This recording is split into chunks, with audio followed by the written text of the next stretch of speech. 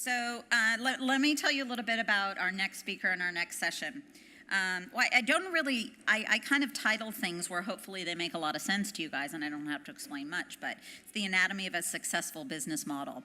And listening to Malay this morning, more than ever, I thought, we're challenged.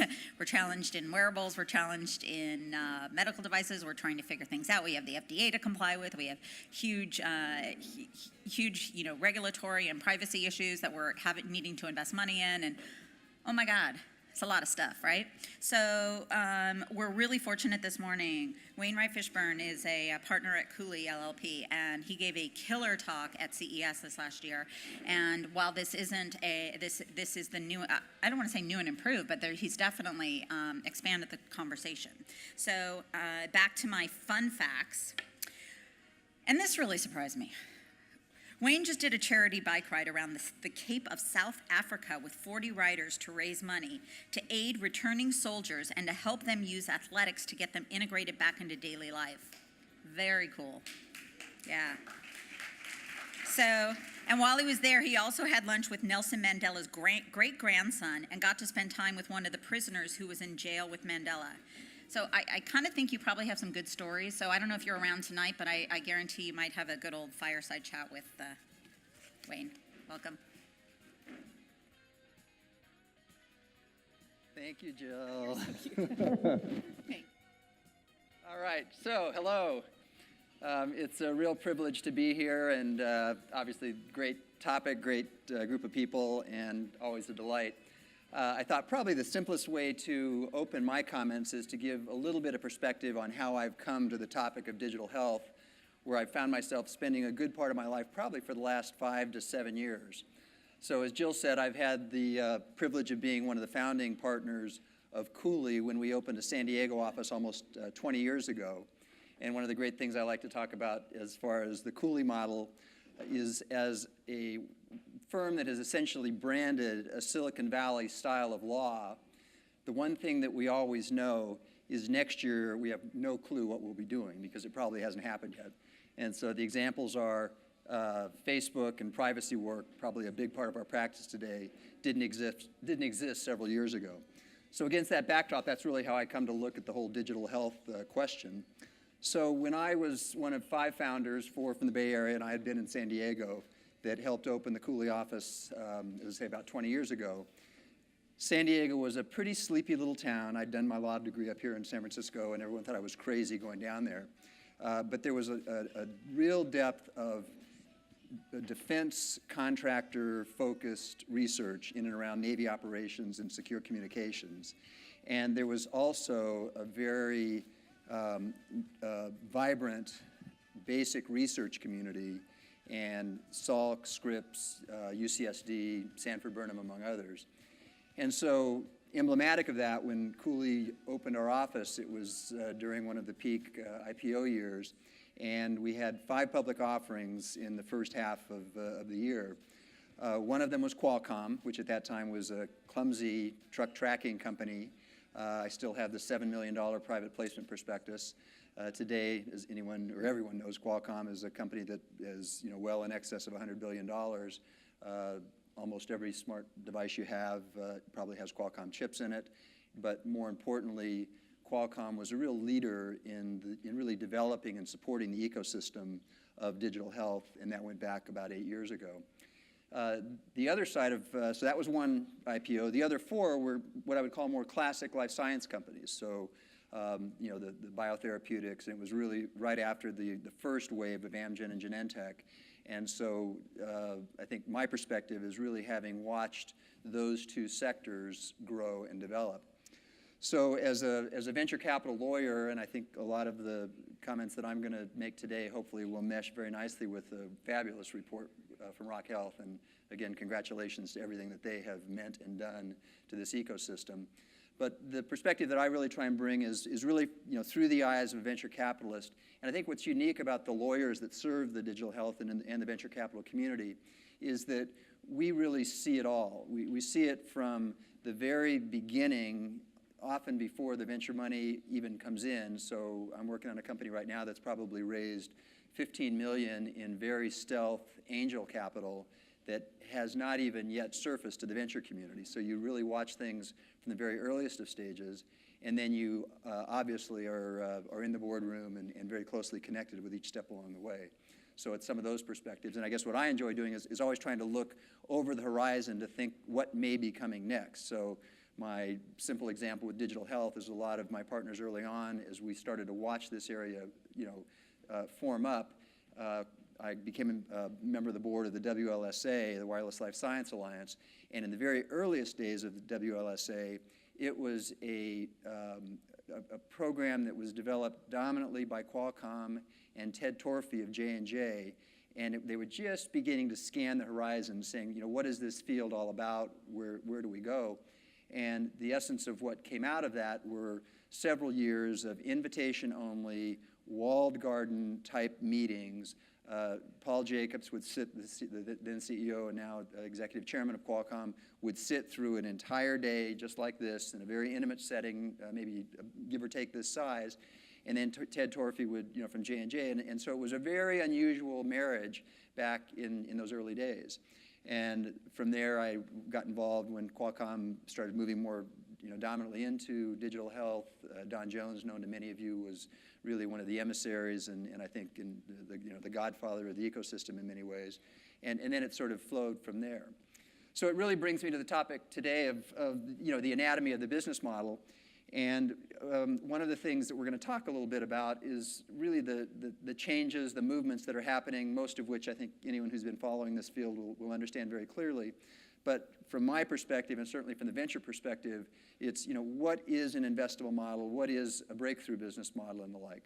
And so just to give you, a little perspective, before I joined Cooley, I was with been a lawyer, or worked from the law platform my whole life, but have been one of these guys that sort of swum upstream.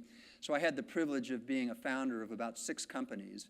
2 of them we ultimately got public, a couple of them had exits, and the other 2, were the classic failures. So I've really been in that chair, but it was, one of my first companies was a biopharmaceutical company called Corvas, and it ultimately went public at the same time we were opening the Cooley office. It raised about $300 million over a life of, give it 20, probably 12, 15 years. Was developing a phase 2 drug. Their drug had been licensed to Pfizer and was in the Pfizer annual report, and then hit the wall and died. And so the company pivoted and went on to other things, and now is operating in the form of Dendreon and elsewhere. But for me, it was a great example of the patience that's required and the fact that you're always up against the face of failure. And so if you look at what's happening in digital health, I think it's a lot of that same excitement, clearly a lot of flow of funds are going in, and the real question is what's happening as far as the business models that may unfold from there. So the first couple of slides I'm going to talk to really are a couple of perspectives of things that we all know so well, but it's really, where do businesses fall out of the ecosystem that exists?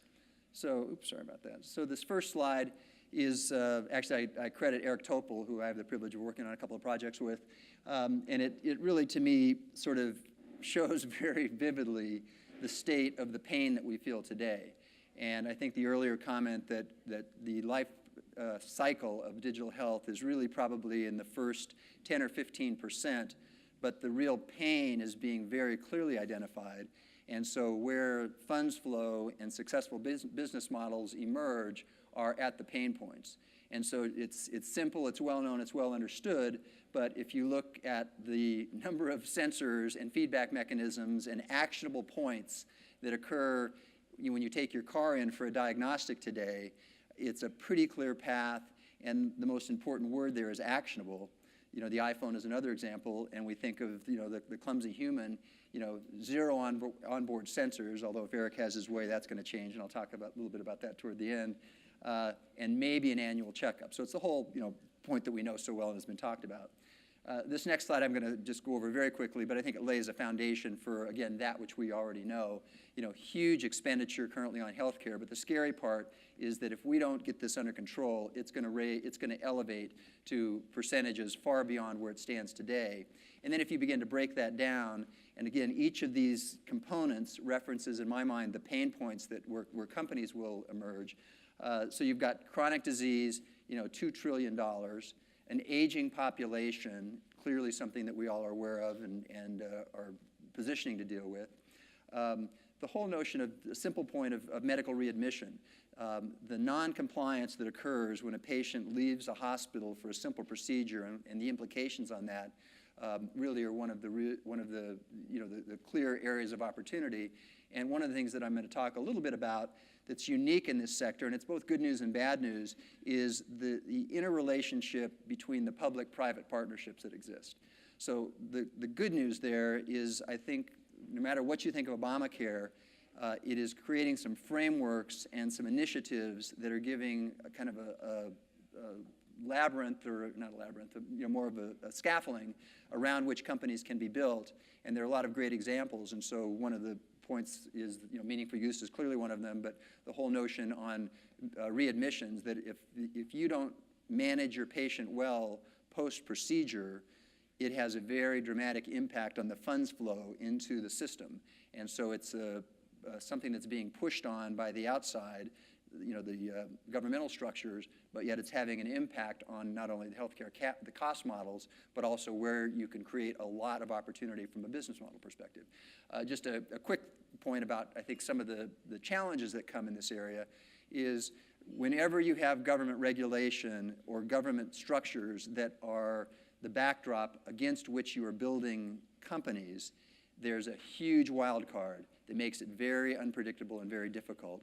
And you contrast that to an area where money is flowing vibrantly right now, and that's the consumer aspects of healthcare, and in particular some of the wearables. We'll talk a little bit about that.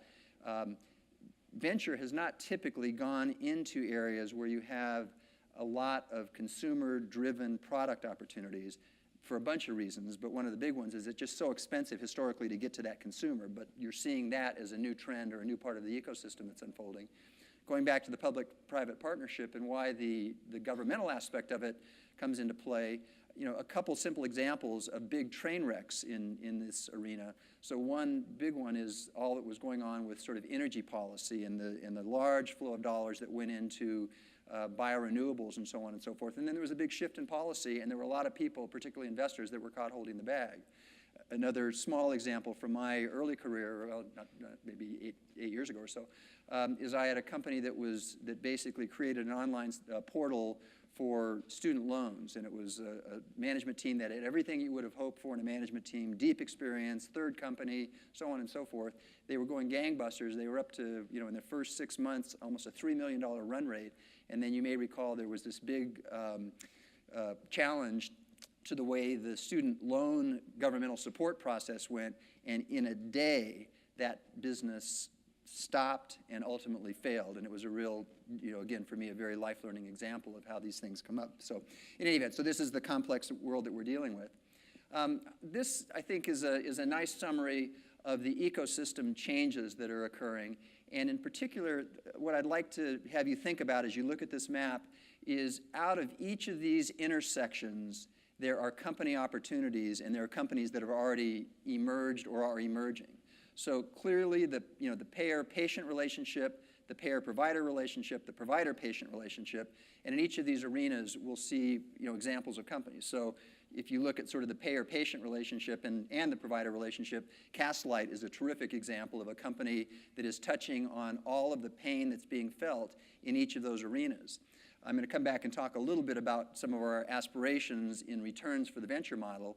And Castlight clearly is a great example of a company that was one of the first ones to reach the public market. I thought the earlier comments were interesting. I think the story is really yet to be told. The bottom line is Castlight, is trading now somewhere between $10 and $15 a share, is posting a market cap of give or take $1.3 million, $1.4 million, which is not chump change by anybody's measure. Of course, everyone remembers not too weeks, if not months ago, when the stock was at 40 and the market cap was almost triple that. But I loved reading some of the news reports. So does Castlight IPO experience cast doom for the sector and so on? And what you saw is a very calm management team that said, We are building this company for the long run. We know it is what we're doing is right, and so on and so forth. And so I tend to step back and really look at the fundamentals of what companies are doing, and the fact that they now have access to capital, have established a benchmark, and is one of a handful of really stellar examples of companies that have made it, if you will, graduated to the next stage. If you think about some of the other companies that have emerged out of this, so the provider-patient relationship, Humetrix is a great example that I think about, where, in that context, and we'll hear a little bit more today, you have a program that, again, in some ways has emerged from this public-private partnership between the government and some of the government prerogatives and private industry, the folks, Bettina, Chris, and others that have started Humetrix. But it's a wonderful example of a company that's been promoted by HHS, has been using some of the tools provided by HHS, but are now, in a very robust place in allowing a patient to walk in, to control their own data, to show their iPhone or their iPad with their full history, every place they've touched the healthcare system, in the history of their recording, of the points that have gone through HHS, and with one sort of interconnect with their provider, immediately be able to have the provider see the other 5 doctors they're seeing, to see the other 4 or 5 or 10 meds they're on, and so on and so forth. And it's an instantaneous exchange between the patient and the provider. But more importantly, what that exchange allows is it allows for quick and actionable results that come from the interaction, which is what we're really is at the core of what we're looking for here when you look at a business model that will ultimately be successful. So I just like this slide for the fun of it. I don't know where I picked it up, but clearly the rapidly aging population is a big part of the ecosystem that we're playing in, and we'll talk a little bit about some of the companies that are focused in that arena. So this is Jack Young at Qualcomm Ventures, among the more prolific investors in the community. And again, I think the Rock Health presentation laid a fantastic foundation for the point that's made in this slide, that if you take the $4 billion that was invested in 2011 to 2013, just using classic venture returns, we need to create about $15 billion in exits between now and 2019. And so from the vantage point of those of us that are right at the core of where this money is going in, how the companies are being built, how the companies are being financed, and in particular return on investment, and most importantly, not to have this period be indicated as a bubble, but had this period be indicated as a landscape that is absolutely ripe for opportunities, and we're seeing lots and lots of businesses that are emerging and having the kinds of liquidity events like Castlight. As I sit here today, I'm an optimist about where that trend may go. So we did a much better job with the Rock Health, but this just gives you a quick underscoring of the numbers of companies in the sector that have already raised, very substantial amounts of money.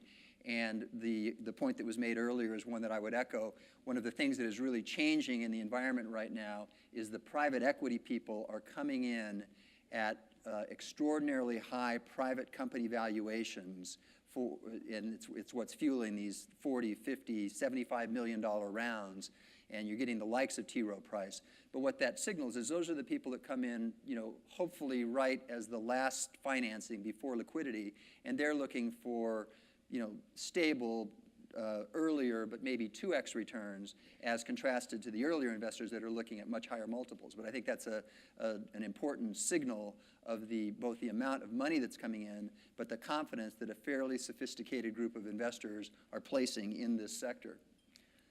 So I'm, as you heard in my earlier comments about, the 20-year retrospective of, where Qualcomm was from the truck tracking satellite company to where they are today, I'm a great person in trying to gain perspective. 2 or 3 years ago, we would say that we're, day one of the digital health sector. I think we're probably in the first 10 to 15% of the cycle. And so this slide is just about a year old, and it was put together by Nina and folks at Interwest. But it was a survey of both investors and entrepreneurs saying, in the first quarter of last year, which companies do you think are most likely to be worth over $1 billion as we look forward? And without talking about some of the private valuations, which many of you may know or be aware of, Castlight is at least the one example where In total, 60% of those two populations voted and bet right at $1.3 billion valuation a little more than a year later. So as you looked at that first ecosystem, what is distilled out? I think there's probably 6 key verticals that the investment community is looking at, and there are great examples of companies that have flowed out of each of these verticals. Wellness and fitness is one that I'm going to talk about a little bit because it really is the example of Fitbit, Shine, and many others. And so I have my Shine that I'm wearing, and I'll tell that story just because it's a company that I know pretty well. But Eric Topol, for example, he kind of, strong word, but Eric is a man of strong words. He sort of disses this whole first wave of the fitness devices. He says it doesn't really measure anything. You know, most people lose them, so on and so forth. I actually have just the opposite view. I think what we're doing is we're introducing the notions and principles of digital health to an entire consumer community. You could buy a Fitbit in over 20,000 stores as you went into the Christmas season of 2013. And there, I use the example, you know, both of my kids, you know, 16 and 18 years old, not, you know, both very active athletes, but neither of them would have thought about this. Their aunt and uncle gave each of them, you know, a tracking device for their holiday Christmas presents. And that it's that kind of introduction. And so what I would like to underscore is 2 things. If you develop a relationship with your device, what you're really doing is you're beginning to get people used to the kind of quantified self or the kind of paying attention to what's going on in your life. And I would say that it's the very first step along the continuum. And so as you see the Samsung announcements, the things that we're all watching with Apple, Google, and elsewhere, as these devices or these sensor systems become more sophisticated, have more meaningful data, you already have a user base, if you will, that is accustomed to wearing it, communicating with it, dealing with it. And so I think that really is a great example. And I'll do just a quick, you know, dive into the Misfit story, which I think is a wonderful one. So here you have a classic entrepreneurial team that were serial entrepreneurs. Sunny Vu, you know, MIT graduate, you know, 2 companies under his belt at the time he started Misfit. Was very stealth, very tactical in the way that he put it together. Recruited John Sculley as his chairman and one of his early seed investors.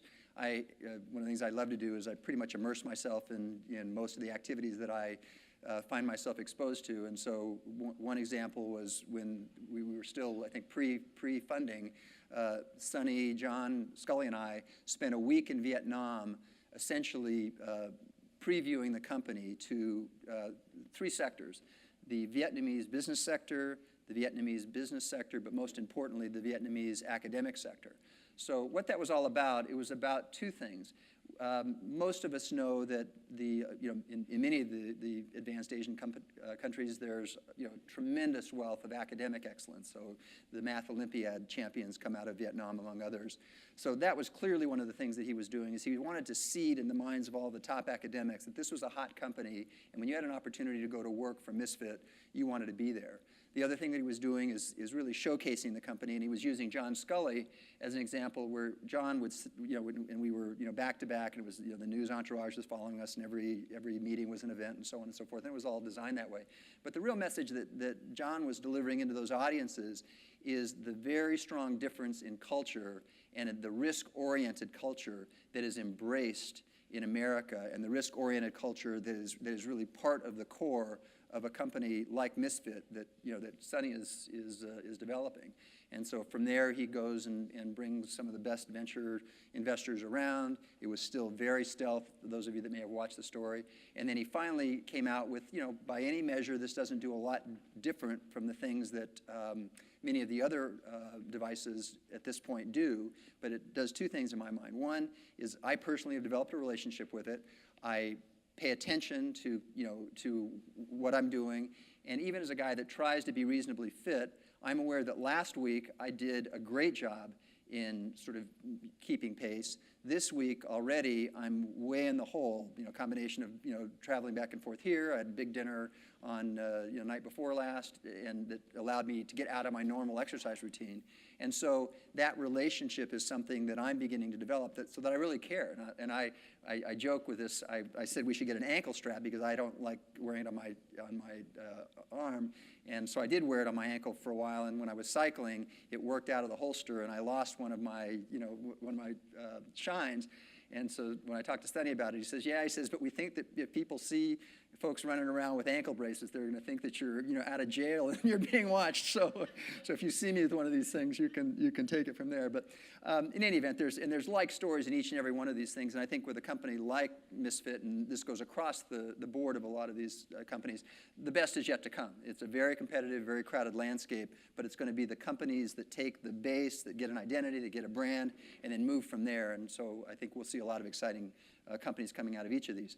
The last vertical that I'll talk about that has not yet been added, and at a dinner, the dinner that I had 2 nights ago was with the folks at Qualcomm Ventures that focus on digital health, and they said that the next vertical that they would add is genomic health, genomic medicine. And we saw it 2 years ago at CES when Life Technologies made the announcement of their proton machine, but it really, I think, is expanding the category. There's a lot to say about it. My time is running out, so I won't move on. I will move on, but let me close with these thoughts.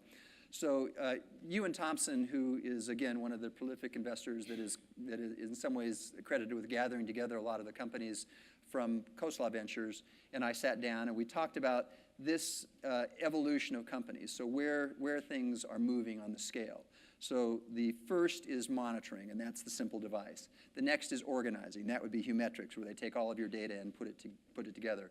The next is analyze, and I would use a LiveCore as the example of that. So it's the device that I'm sure you all know, one of the very early cardiac measurement devices, and it was a paddle that you put on the back of your iPhone, for those of you who haven't seen it, and it gives you a EKG read real time, and it ties in, was initially prescribed by the cardiologist, now has been approved for over-the-counter use. And and I'm a good example. When I do this, I'm far from an elite athlete, but I did a ride last year, going down the coast from San Francisco to San Diego. And so I got Leslie Saxon from USC to put me on one of her trials just so I could have the device. I got to the top of one of my more, exertion focused mountains, and I just, for the heck of it, was kind of doing readings all the way. So I did my reading. And the truth was, I didn't have a clue what it meant. I was sort of trying to develop a relationship with this device, but I didn't know what to do with it. And so one of the things that Ewan did when he came in as CEO of LiveCore is he said, we've got to fix that. So he's gone out now, and for $15 or $13, you can have an immediate communication with a cardiologist. And for a little lesser amount, you can have an immediate real-time communication. For a little lesser amount, you have it go through sort of an analytical. I then say, what does this mean? If I'm Leslie Saxon, I've got 1,500 people using these devices. Isn't this going to be the real failure of this industry because you're going to overload the physician with information? I'll end with the final point, which, and this is where Vinod and I probably take exception.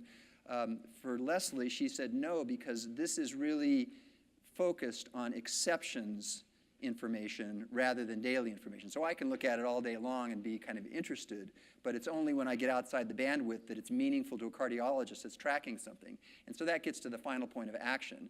And I'll just close with the point where I think Vinod and I probably are a bit of point of departure, although there's a lot of commonality in the core premise. My belief is that the ecosystem is going to allow us to elevate the physician and have the physician doing the right things for the right people at the right times with the right tools. So it's not about eliminating the physician, but it's about really letting the physician do what they do best. So if you can imagine the moment when you go to your physician's office, they're not harried, they're not running, but they've set the time, you sit down and have a calm conversation, you bring your Humetrics information, you bring your Fitbit information or your Shine information, and all of the other things that you've helped gather, that you've helped inform that conversation, and then the physician is able to really put it in perspective. So that said, I'm a great optimist. I think those of you who are in this room are the pioneers, and let's have some fun. Thank you. So excellent, and this is for you, even though I know you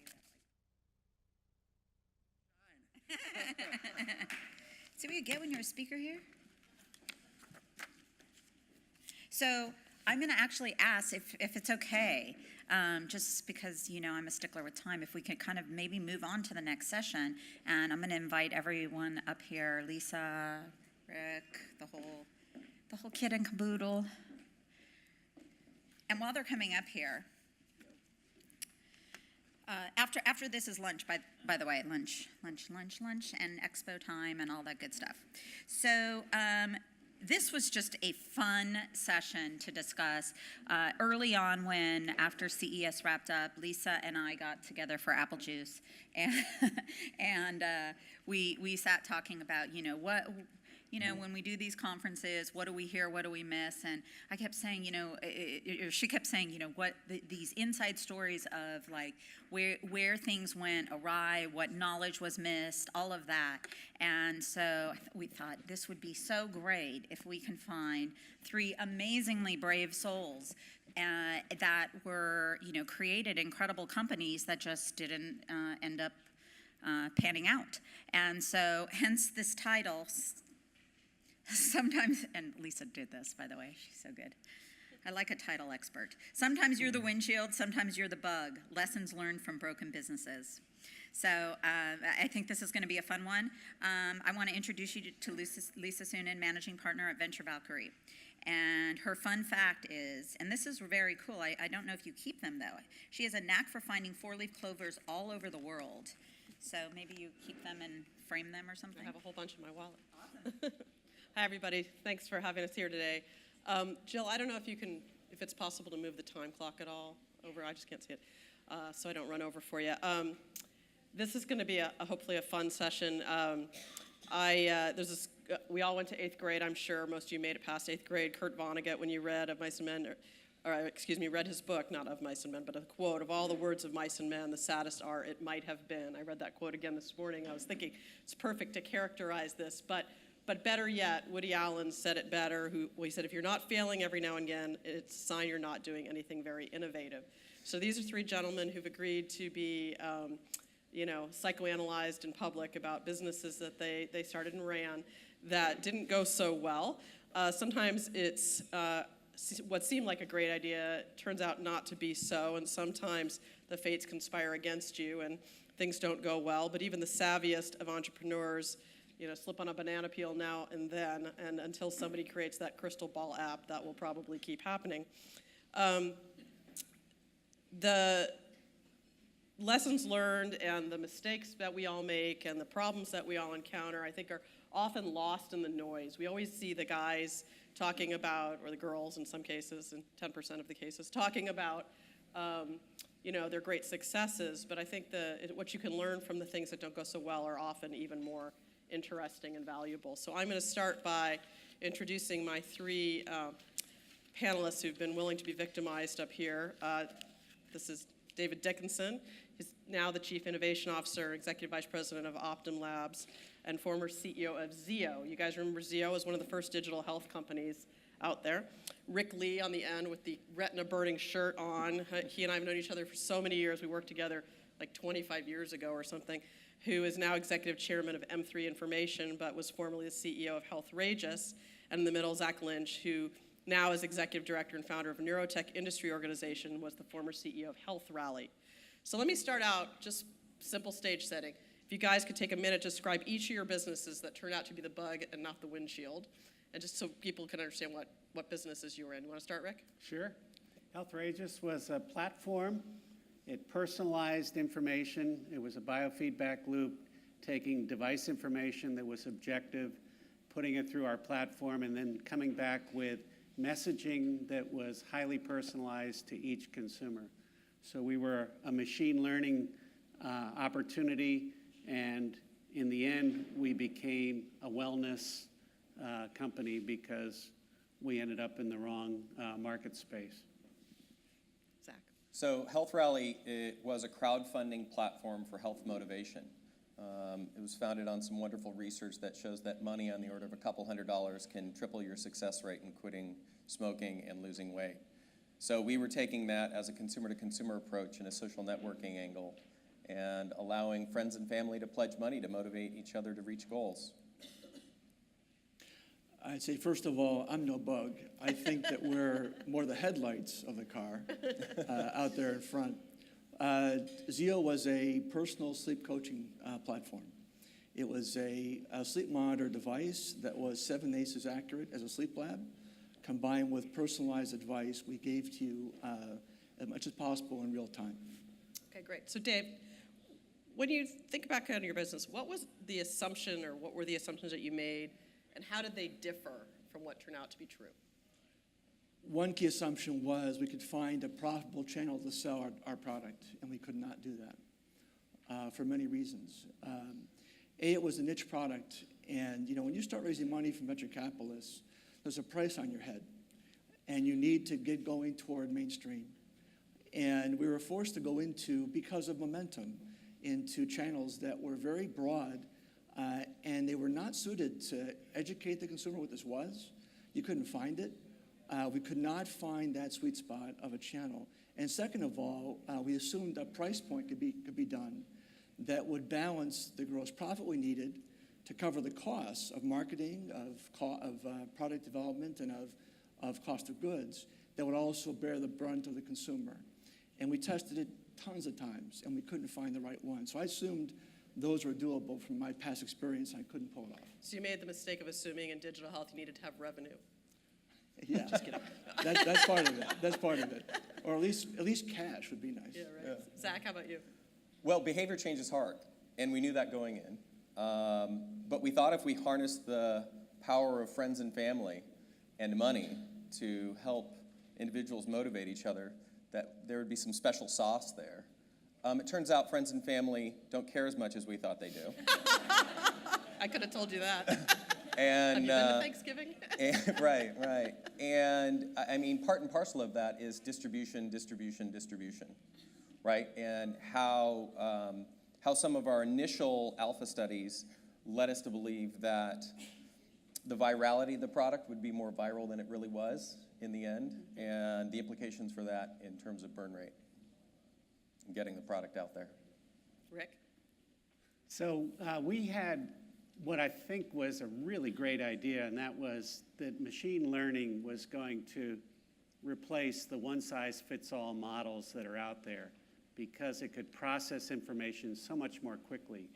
So that was our big idea, and like Dave, our VCs pushed us into revenue sooner than we should have gone.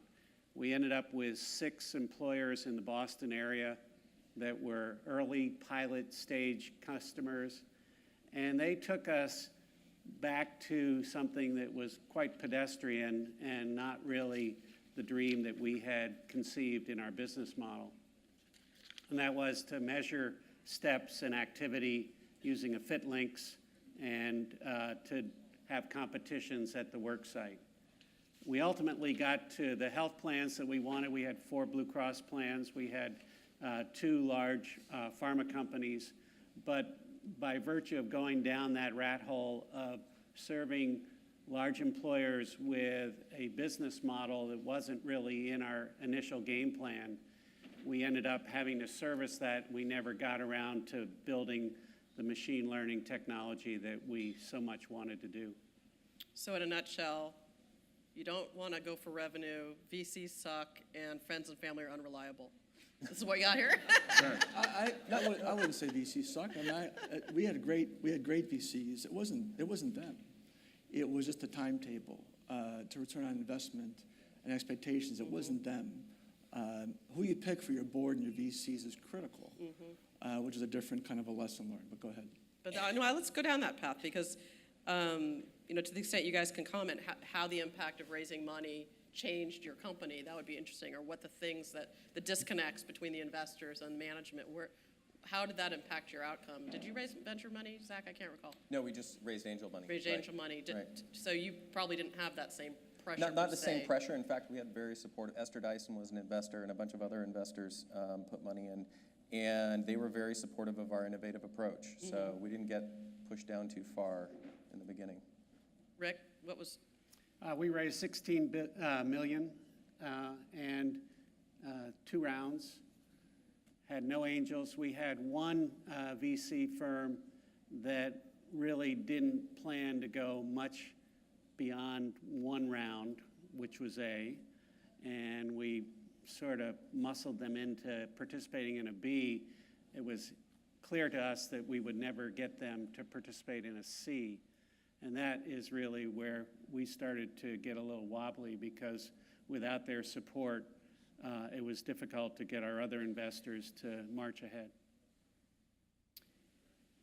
Do you recall a positive surprise? What was a positive surprise as you kind of, rolled out your businesses?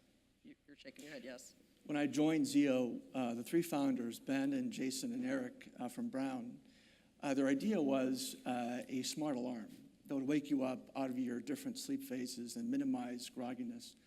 I totally changed it when I came in, thinking that wasn't a very big idea and only a gadget, to be a sleep coaching thing. My age also affected my bias about that need. And what I was amazed by was it worked. I mean, people really, their lives changed by having that depth of data, but in a certain way. Data is not data. You need to convey it in a certain way at a certain moment in time to impact it. So when it happened and we saw people's lives change, that was a reward beyond a positive outcome of that. I would, I made fun of friends and family initially. I think it's called Framley now. Framley, I've seen it on TV, the yeah. Framley plan. Yeah.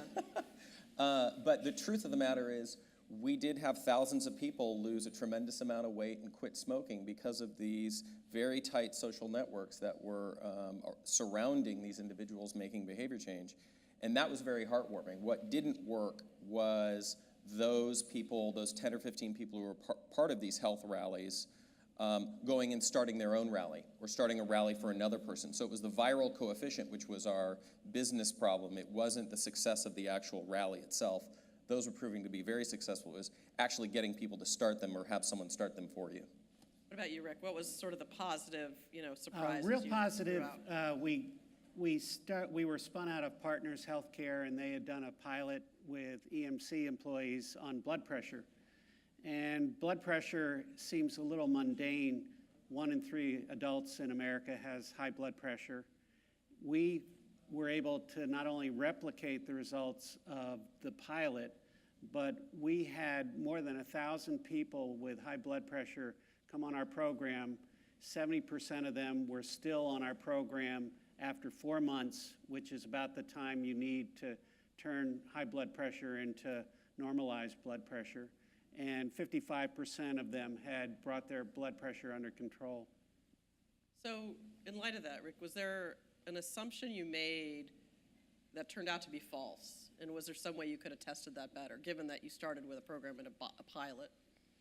So one would think that if you can create a solution for 1 in 3 adults in the United States, that half of them bring their blood pressure under control, that would be a home run. Mm-hmm. And it was a ho-hum. Not so much. And so how could you have tested that theory better? If you thought about that, what you could have done to learn that may not fly? I think in large part it was responsible because most of the blood pressure medication is now generic. So there are no pharmaceuticals that are looking to distinguish themselves in their brands around managing hypertension. What about, Dave, for you? You talked about a similar thing, that the program worked, but so what was the assumption you made, and how did that turn out to be not so true? That I could change the odds that I knew I was up against when I joined as CEO. I don't think about this space as digital healthcare. I don't even know what that is. Mm-hmm. Consumer healthcare, I understand what that is. And there are rules that go with that. There are metrics you can evaluate any new idea to see how good it is or not. And I tested Zeo with those metrics before we launched, and they weren't good enough. This wouldn't have passed muster in a big company as a new product launch. And I believe through sheer will and through hard work, education of consumers, we could beat those odds. And we didn't.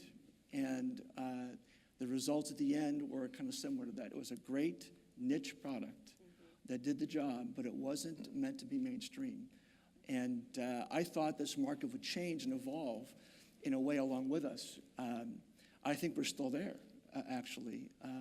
But nevertheless, that assumption that I believed I could change, I could not.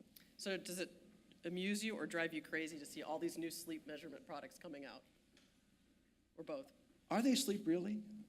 I mean, movement is not sleep. And let's assume they are for a second. If you want to change behavior of people, you need a certain granularity, and you need fear and guilt. I hear about positive reinforcement. That's true maybe when you want to get involved in fitness. You want to go after healthcare and change that, you need pain, you need fear, you need guilt. You need to show people in the moment that this is going to be a problem.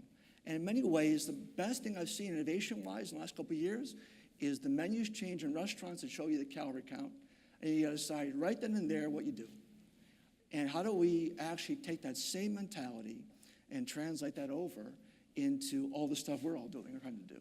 That's power, but you need fear and guilt. Don't walk away from that. I would absolutely agree with that. Even though our system was based on providing individuals with rewards, new skinny jeans if you reached your goal, a spa day with your girlfriends, whatnot, it was really the moral obligation of you having to succeed because your friends and family put up money for you actually to succeed. So it was the fear of not succeeding, when your friends and family supported you, which was the real motivator, even though the reward was sort of the optimistic positive. Where better to get pain, fear, and guilt than with your family and friends. Exactly. Right? Right. So what was the first time, Rick, that the business was in trouble? November 2013. Okay. Just that it was November, or was there something specific? It was something specific. Yeah, I was managing a development team, which I'd never done before, and I probably never will do again. Nobody should hire me to do that again. Everybody write that down.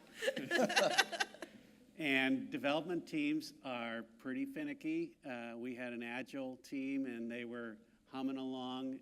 They said they were going to deliver the next platform by January of I said 2013. I should have been November of 2012. So it was supposed to be ready by January of 2013, and they missed it by about a year.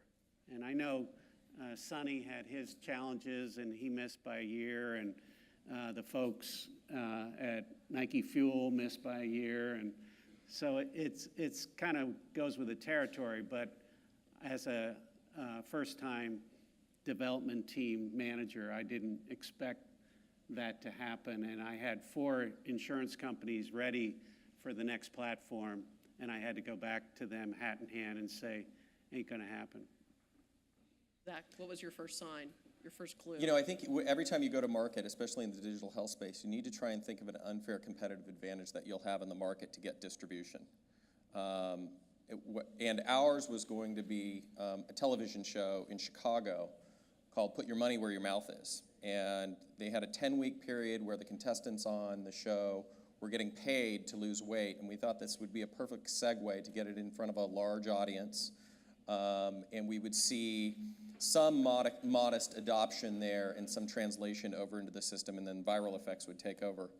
The translation from television to online is minimal, at least in our case, in this specific case. And so that was one of the things that we started to be concerned about, was what is our marketing strategy if that's not going to work, if Twitter and Facebook are not working, what do we need to do? And that started to it was beyond sort of the initial, alpha testers and beta testers. It was out there in the open public, and when I didn't see that adoption, it was a big red flag. And for you, it was your canary in the coal mine for you. 2 things. I believe deeply that the way to market our product was direct response marketing. And how do you find a proactive, tech-savvy insomniac? Where are they? And Here. who wants to? Yeah, maybe they're Right here. Where are they? And I believed I couldn't do it by who. I could do it by when. 6 a.m. in the morning. If you look right now and watch the TV and watch infomercials, you see stuff happening around sleep because you wake up in pain. So I went for the moment of pain, and it didn't pay out. And that concerned me, because that was my ticket, I think, to get off the ground and bypassing the whole mass retail thing. Second thing that happened was Best Buy was an investor in Zio, so was J&J. I had very, very high quality investors. And we were put into all Best Buy stores in the holiday of, I think it was 2011, with a display, only Zio, in the racetrack of Best Buy. And it didn't turn how I'd hoped. I watched the map of the United States and I saw that where it turned was where quantified self was, like here, in some big cities. But in middle America, no. So by the way, on that just thought, I'd say raise your money in Silicon Valley, get advice here, get the hell out, because the real consumers to make your business move are not here. And the cost of healthcare is not here. It's in the Southeast, other parts. So you need to think about that. But nevertheless, those two things really hurt our ability to try to do this in a more stealth-like way, or at least find the right consumer. I think that's such great advice because I see so many companies that don't even get out to talk to customers, the buyer, the actual end user, before they try to launch. They talk to proxies for that. And the proxies are terrible because they're all of us who speak to each other. So I think that issue of getting out of the Silicon Valley or Manhattan or the big metros and into the real world is really an important piece of advice for entrepreneurs. So what was the moment? Can you describe the moment where you just said game over? Yeah, it was summer of 2012. We'd just taken in venture debt to scale. We can discuss that later. Bummer. After 4 years of pitching a major retailer that I really wanted to have, they said, you know what, let's do a test this holiday and put you out into many stores. And we couldn't afford the inventory. 6 months in advance, we had to save our cash to stay alive. We couldn't invest in that move. And at that moment, I knew we were done because how do I pay back that venture debt? How do I make that work? How do I afford the holiday? If you miss the holiday in consumer electronics, you've missed 60% of your year in those 2-3 months.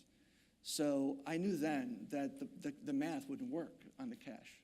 How about you, Zach? I don't know that there was a specific moment. It was more like 3 weeks of a specific moment. That must have been fun.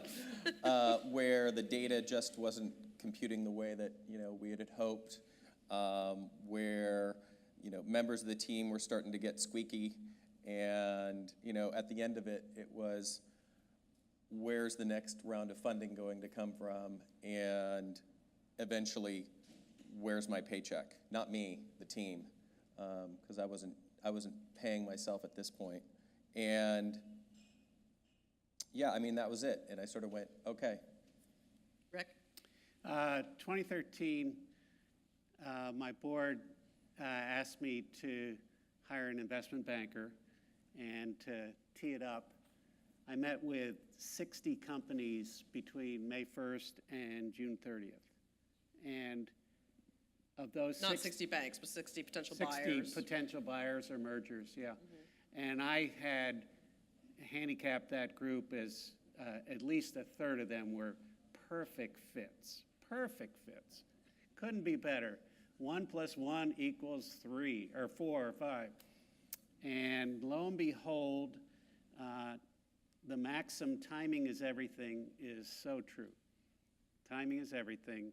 And it was the wrong time for those perfect fits because they had just done something, they were just about to do something, they had just raised money, they needed to raise money, whatever it was, timing was everything. Yeah, I would agree with Rick as well. I looked at a bunch of different potential acquisitions of the company, and it was timing. They were really focused on this part of mobile that month, or yeah. And it's why I recommend to early stage entrepreneurs to be looking out on the landscape for that perfect fit and to begin those discussions collegially well before you need to have those discussions. Because you want them to be thinking, yeah, this could be something where we come together. You want them to have that on their radar long before you need them to have that on their radar. So was there any advice, Rick, that you thinking back that you ignored early on that you should have taken, or advice you listened to that you regretted listening to in retrospect about how to run your business? I think that we did a really good job of creating a market, a brand, and catching the market by storm. I'm not sure there was much advice that I ignored, and I'm definitely sure that it wasn't game-changing. What was the best piece of advice you got? I think the best piece of advice I got was from somebody long before I created the company, and they said, you know, if you want to create a delegated team where everybody feels empowered at the C-suite and below that, then pay them all the same amount of money. So I went to my investors and I said, we're going to run Healthrageous like Cuba, and everybody's going to get paid what I get paid. And there'll be 6 or 7 of us, and we all got $195,000 as annual salary. And I had more stock, but in the end, that didn't really pay off. But what did pay off was that of the 7 of us, they all felt empowered to act like a decision maker, to make decisions, to go out in the market. And I think if you extend your reach to 7 people instead of 1 person who makes all the decisions, you're much more powerful. What about you, Zach? What was the advice that you had that you shouldn't have listened to, or the best advice you got along the way? You know, I didn't get this at Health Rally, but at a previous company I was involved with, which is in any startup, it's a marathon. It's not a sprint. Every day feels like a sprint, and if it does, you're going to burn out, and your team's going to feel it, and the enterprise is going to suffer as a result. So The slow and steady wins the race. slow and steady does win, especially with a development team. You've got to understand the development dynamics within a development team and get someone on board who actually knows development timelines, you know, and a product manager who can actually scale back your expectations, because we all want more now, and so does the market, and we can only provide so much in the limited amount of time with the limited amount of resources that we all have. How about for you? Was there advice you ignored that you should have listened to, or advice you got that was particularly good along the way? The best advice I could possibly have is from the consumer. Nothing beats that. But just to know what to ask the consumer. Just asking questions is not good enough. There are certain questions that matter. And we tested everything. And I should have kept listening to what I kept hearing, where I wouldn't change that needle and about that. Best advice I ever got was to get the best board you possibly could. And if you can't get it, because you're locked in by who's invested in you, then go and make one up, business advisory board.